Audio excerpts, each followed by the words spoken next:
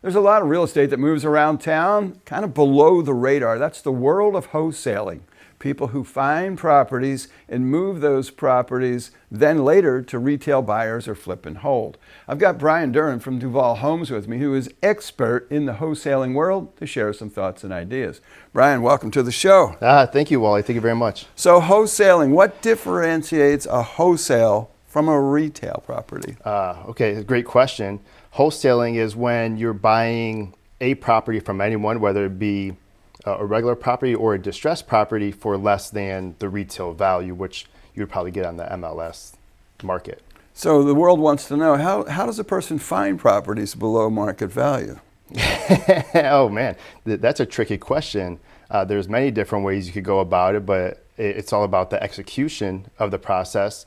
You could call what they call not vacant homes, but non-homesteaded homes. Right. So people obviously who own them as rentals, see if they want to sell their rentals, pre-foreclosures, probates, tax deeds, or even go deep into the city archives and see who has liens on their houses and try to convince them, hey, sell your property. You seem to have a lot of issues, whatever it may be. So it's really about developing the skill set and the mindset to find properties that people don't want, and sometimes they don't even know they don't want them. Exactly. Yes. Yeah. So once you get a wholesale property under contract, now you've got it under contract, what do you do with that? How do you turn that into value or an investment? Well, you definitely have to evaluate the numbers. So depending on what you purchased it for compared to maybe what the rental rate is, then you know what your exit strategy is, or what the ARV is after you spend X amount of dollars renovating it. So you kind of have to evaluate the numbers and be quick on your feet with the numbers, so that way you can make those quick decisions and quick negotiations with the homeowners, and then also build the value and explain to them, this is why we're making this offer. It's Right. not to demean them or put them down. We make offers based on what fits our business strategy. So I try to explain to everyone, this could be the price, this is what we need to do to it, therefore this is our offer. Understood. You know, a lot of folks get themselves excited after watching Flip This House on HGTV, or they go to a seminar in a hotel room and they suddenly announce they're flippers. From the home inspection perspective, I get to bump into a lot of those, frankly, failed projects. What would you say to that person who's having the fantasy of being a wholesaler or a flipper as they're pondering entering this world? I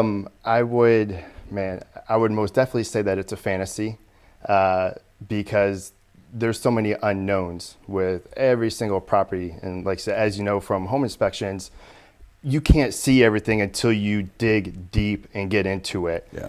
Cosmetically, it may look like this is some kind of issues, but you don't know about the foundation. Unless if you're really savvy, you know about the roof, or you know about electrical, or you know about how to fix air conditioners. You just look at it, you're like, okay, it looks okay, but really there could be something underlying. So the best thing is you got to do a lot of research.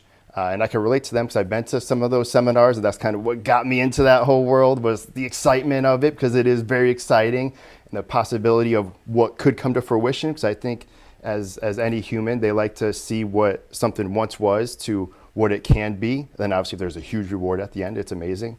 But to those folks, it's definitely... There's a potential huge reward at the end. I've had I wouldn't call it good fortune, the opportunity to be involved in quite a few wholesale squared, meaning that first person got in there, realized they were in over their head, and they got saved by another wholesaler just to bail them out of the situation they put themselves in, or just in way over their heads. It's really sad. Yeah. And I think probably one of the best things is really to let people know that it's really smart to partner with someone experienced in the beginning.